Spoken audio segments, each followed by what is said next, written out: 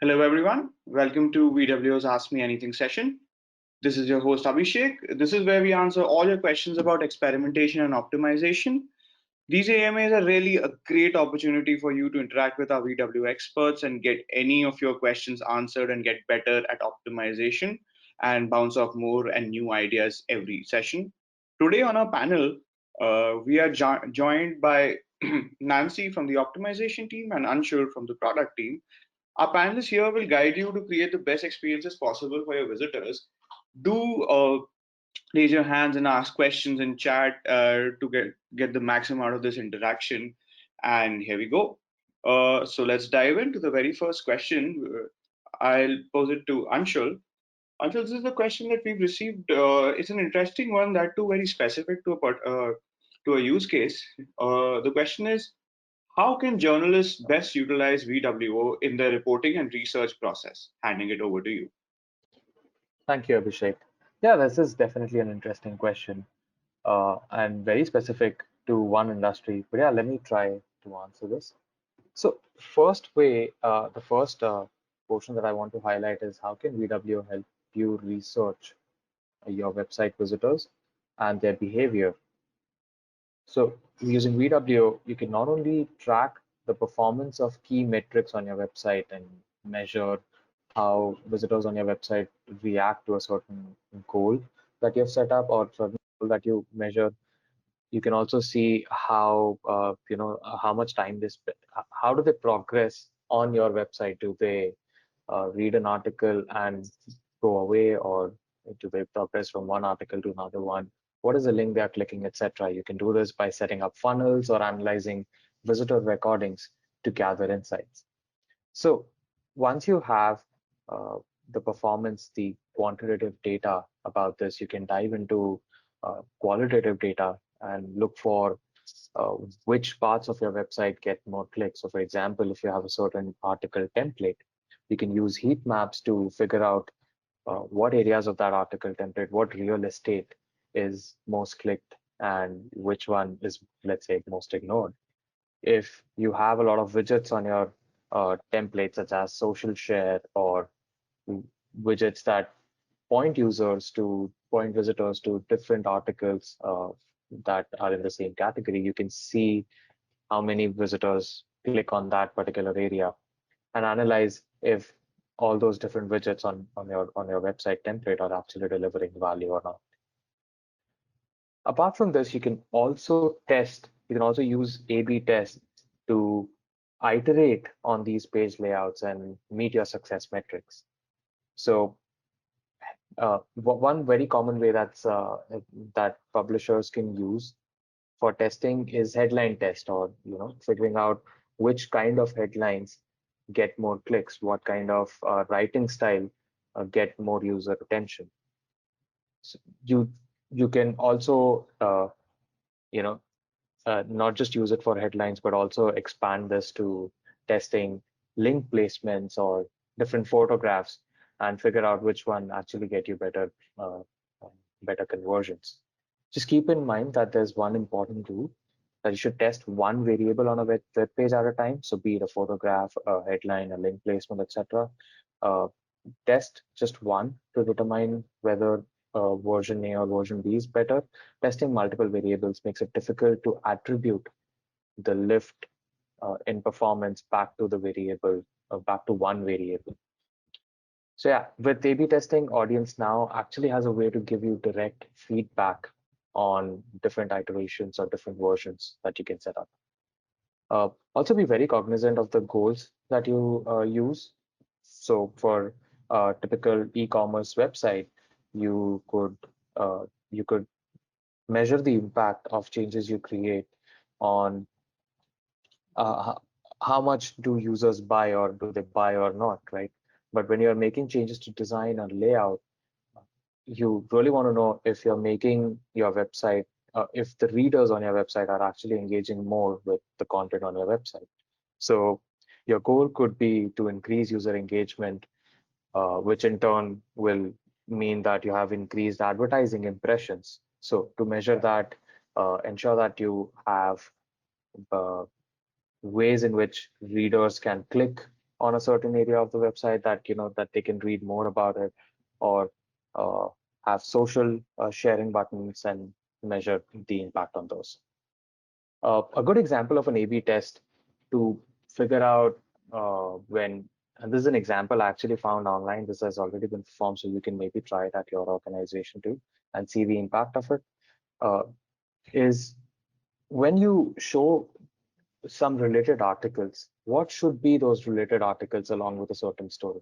Should those articles be different perspectives or different point of views of the same topic that's being discussed in the story, or should those be other interesting articles on your website? It will entirely depend on what you do, right?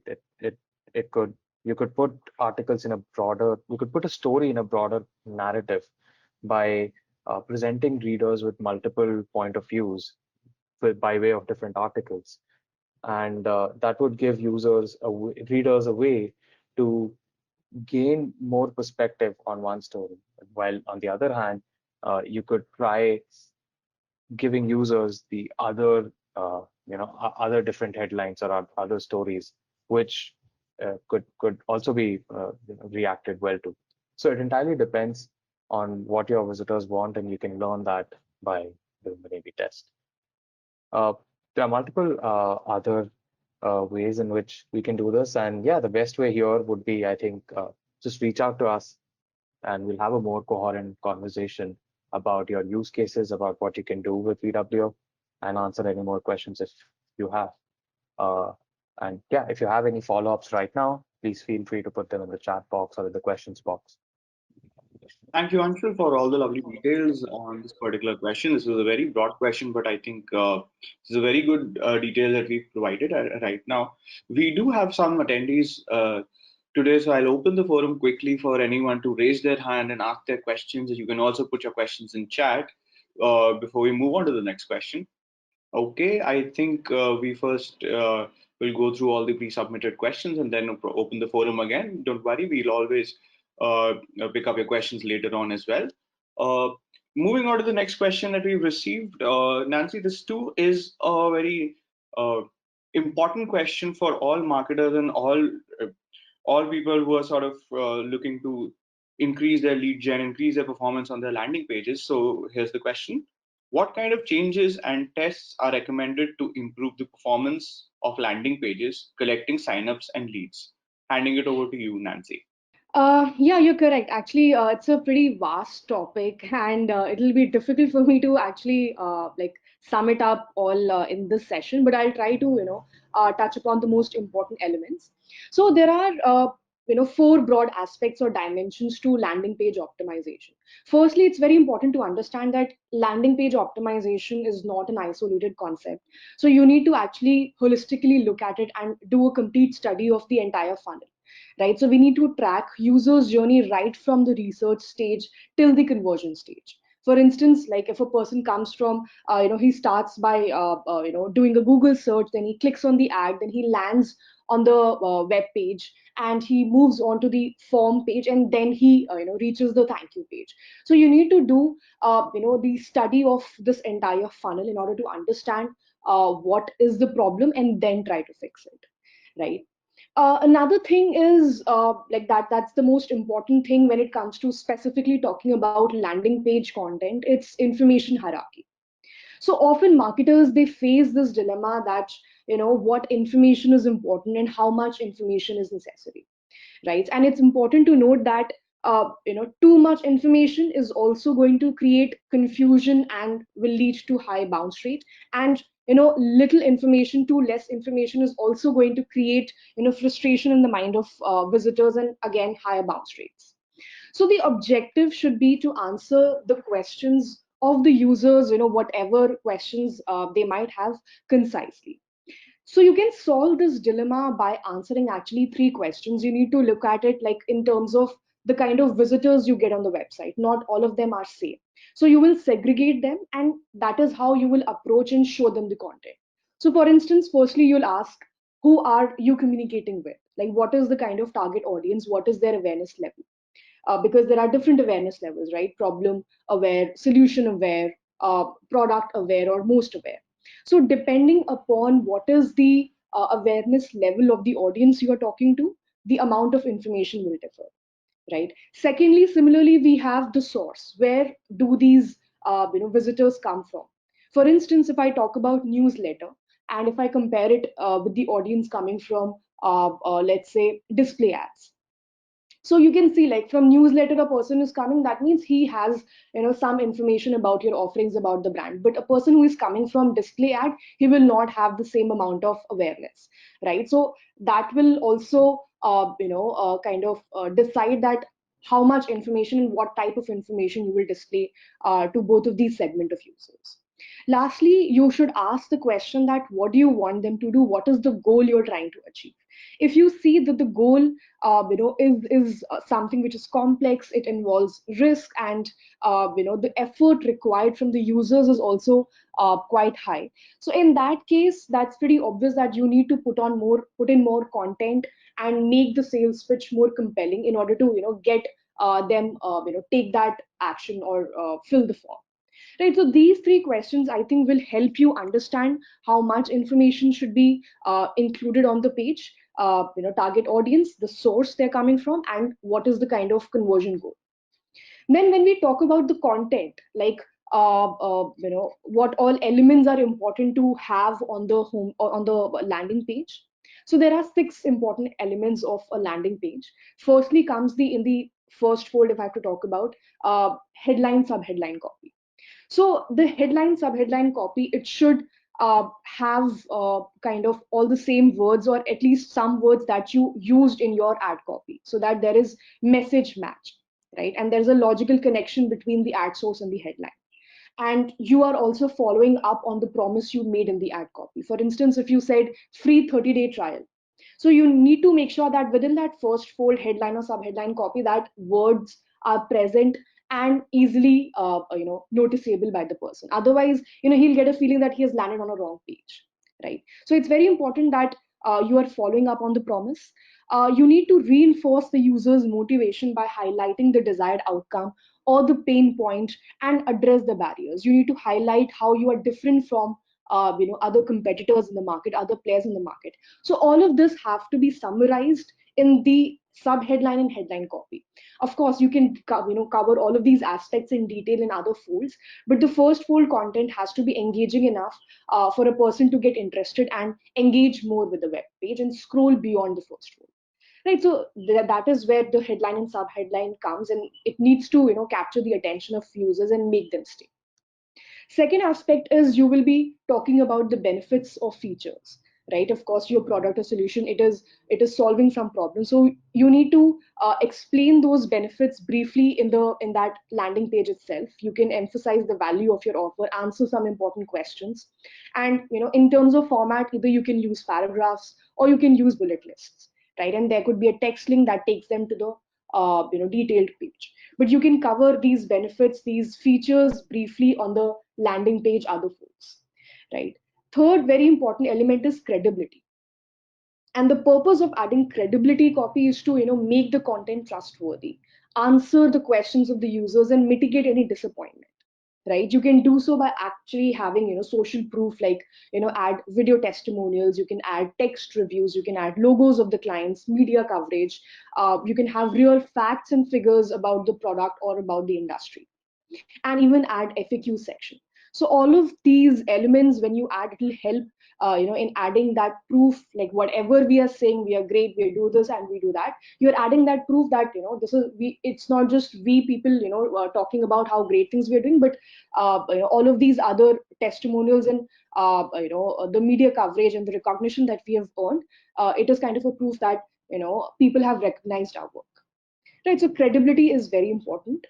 uh, Another thing is expectation management. So the purpose of adding expectation management copy is to make sure that users know what to expect.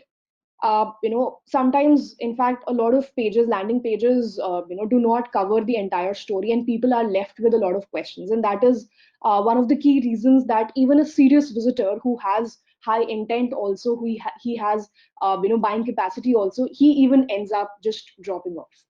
So by that I mean you need to answer all the who, what, where, when, how much. For instance, when will you contact me? How will you contact me? Who will contact me? What is the price? Will I get spammed? How much is shipping? All of these questions that, very common questions that might pop up in users' mind. You need to answer, these questions within the copy on the landing page or using an FAQ section, right? Uh, then comes the call to action buttons, which are also very important. You need to have a call to action button in order to make people go deeper into your conversion funnel and not just, just engage with the landing page and bounce off. You want them to go deeper and engage more with other pages of the website, right? So your call to action button should, motivate the users to click, right? And it should give a clear idea of what happens when they click, right? It should clearly, set expectations so that there is no vagueness. And because I've seen, a lot of times websites, if I talk about forms, their CTA is very, plain and simple, like submit. And there is no information around, like when will you get back to me and what is the turnaround time and all of that, right? So it's very important to have a call to action button copy, which is setting expectation, which is relevant to your conversion goal, right? And the last thing is form. So form, I would say it's very important because that is the bread and butter of that landing page. And it's very important to, whatever information you're displaying in the form, uh, it should actually be sufficient and enough and should be independent of the rest of the information that you display on the landing page. By that I mean, if a person, for example, looks at the form directly, even without having to have a detailed look at the rest of the content of the landing page, he should be able to make a decision of moving forward with, filling out the form and submitting the form. So it should be treated as a landing page within a landing page itself, right? You can have a headline, and all the principles of landing page will apply to the form itself. Like the headline should be there, the subheadline should be there, which is, kind of reinforcing the user motivation. It is following up on the promise that you made in your ad copy.